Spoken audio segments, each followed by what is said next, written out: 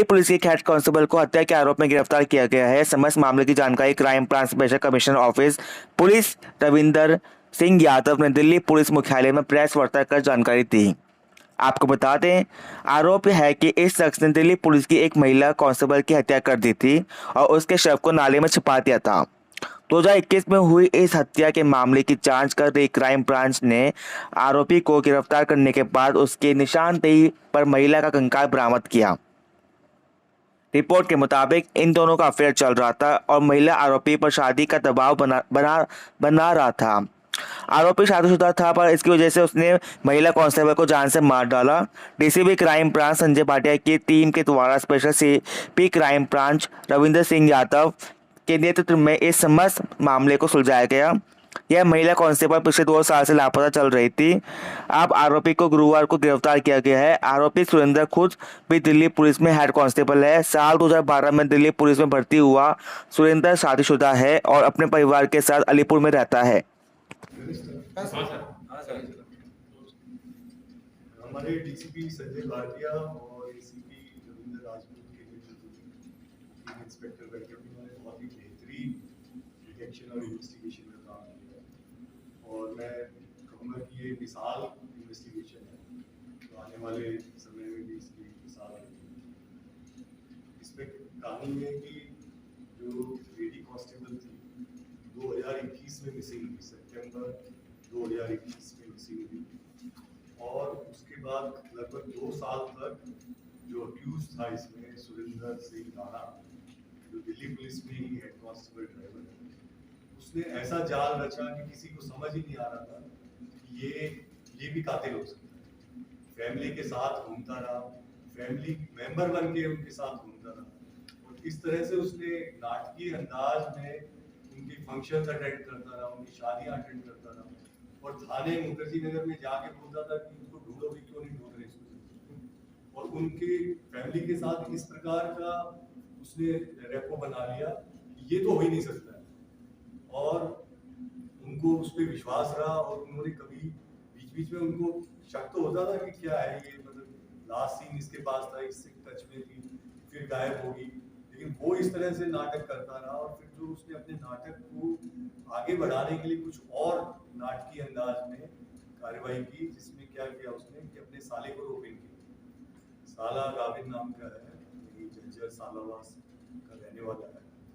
उसको कहा कि तू जगह जगह से कॉल करेगा इसकी फैमिली और कॉल में इस प्रकार से पेश आएगा कि मैं अरविंद नाम का हूँ और मेरे साथ ये लड़की भाग के आ गई है और मेरे घर वालों से इसको और मुझको दोनों को खतरा है, तो इसलिए हम दोनों को चुप के रहने की जरूरत है।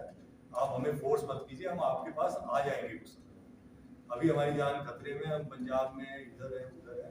इस प्रकार की ये बातें करता रहा और साथ में इसने एक और चालाकी की कि जब इसके साथ ये संपर्क में थी कुछ सालों से, इसकी रिकॉर्डिंग कर लेता था। तो बाद में जब ये 1-2 बार इसने ये भी किया कि फोन पे उसकी आवाज सुना देता था, तो पहले की रिकॉर्डिंग की हुई थी कि ये तो बहुत गुस्से में आज, ये तो ये इस प्रकार से है और ये तुमसे बात नहीं करना चाह रही। मतलब इतना ज्यादा इसने शातिर ढंग से इस मर्डर को किया और फिर आगे बॉडी को भी कंसील कर दिया 2 साल तक।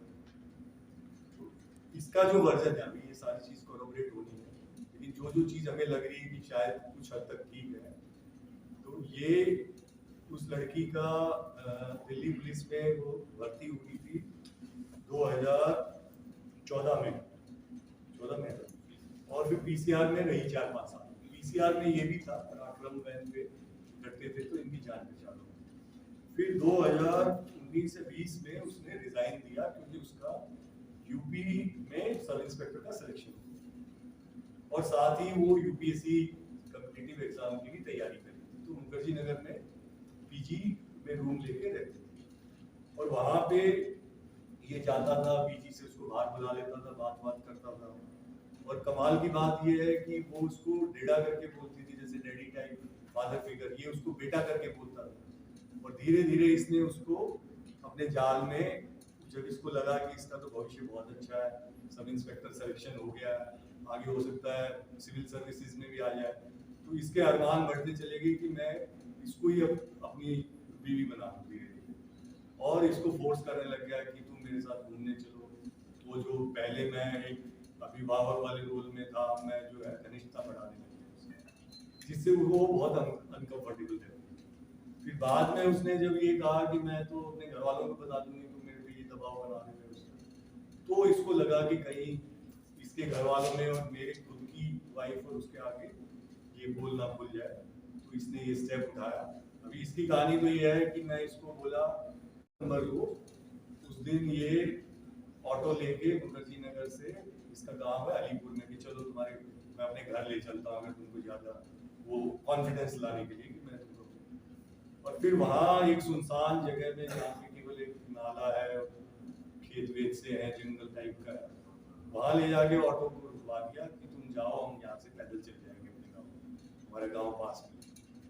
और फिर उसको वहाँ पे शाम हो चुकी थी उस समय, मतलब सूर्यास्त टाइप हो गया था, और वहाँ पे कोई ज्यादा आबादी वगैरह भी नहीं है। वहाँ गला घोट के इसको मार दिया, और वहीं नाले में फिर इसको लाश को डाल दिया, और उसके ऊपर पत्थर डाल दिए इसने। पत्थर भी इस तरह से डाल दिए कि वो कभी बाहर निकल के ना आए, वो नीचे ही डिकम्पोज हो गए। और जो भी होता है स्कैवेंजर एनिमल्स वगैरह में थोड़ा बहुत उसको किया होगा। जब हमारी जो इन्वेस्टिगेशन, वो मैं इसलिए कह रहा हूँ काबिल तारीफ, इसलिए इनको मैं सारी टीम को बधाई देना चाहता हूँ। इन्होंने बैकवर्ड चले, इन्होंने क्या किया कि जिस नंबर से वो कॉल करता था अरविंद बन के, एक 7496 से सीरीज का नंबर था, तो उस नंबर को इन्होंने ट्रेस करना शुरू किया, जिससे ये कॉल आती थी कि हम लोग घर से भागे हुए हैं, हमारे पीछे मत आइए, हमारे घर वाले बहुत नाराज हैं और हम छुप के रह रहे हैं कहीं। उस नंबर को ट्रेस किया तो वो इशू हो रखा था एक पवन कुमार की आईडी पे। पवन कुमार कोई एग्जिस्ट नहीं करता था, वो फेक आईडी थी, लेकिन इत्तेफाक से उस पे फोटो लगा रखी थी इसने, राबिन ने अपनी, सॉरी राजपाल। तो उस राजपाल जो है, वो राबिन जो इसका साला है उसका दोस्त है, उससे फोटो लेके उसकी फोटो लगा।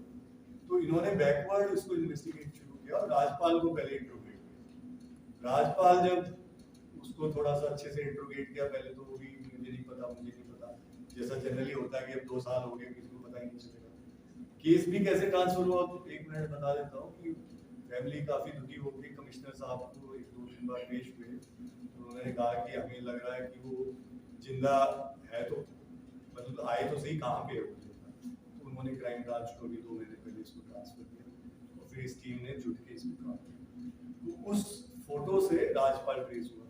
राजपाल को जब लेके आए और वो जब टूटा फाइनली, तो उसने कहा मैंने तो ये राविन के कहने पे किया। फिर राविन को लेके आए, तो फिर सारी कहानी धीरे धीरे खुल गई कि राविन तो इसका ही साला, राबिन सुरेंद्र का, राजपाल सुरेंद्र का साला है। फिर राविन ने कहा कि मैं तो इसलिए कर रहा था कि मेरे को इसने कहा कि मैं तेरी बहन को छोड़ दूंगा, और अगर तूने मेरा साथ नहीं दिया, मेरे को एक रिटर्न स्क्रिप्ट देता था हर बार कि कागज पे तुमको केवल इतना बोल कि हम ठीक है, इससे आगे कुछ मत पूछिए, मैं ज्यादा बात नहीं कर सकता हूँ, मैं यहाँ पे अभी घबराया हुआ हूँ। तो कहते कि फोन तुम्हारे को हम कॉल बैक करेंगे, उससे बात करा दें। नहीं, ये तो मैं किसी और के फोन से बात कर रहा हूँ, क्योंकि मेरा फोन तो ट्रेस कर लेंगे, मुझे मरवा देंगे, वो खाप पंचायत मार देंगे, मतलब जो तरह की 2-4 कहानी सुना।